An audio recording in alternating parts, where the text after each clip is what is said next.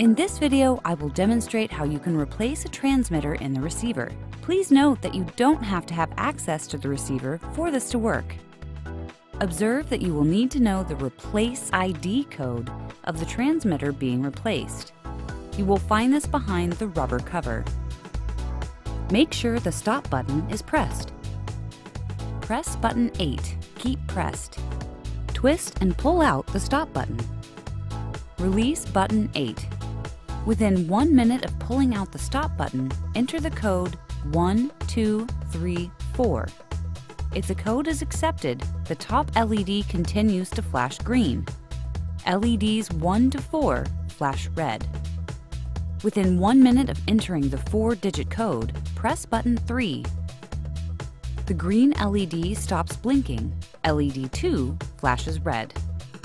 Enter the Replace ID for the transmitter being replaced by pressing the transmitter buttons. When reaching the last digit in the ID, keep that button pressed. Press the stop button.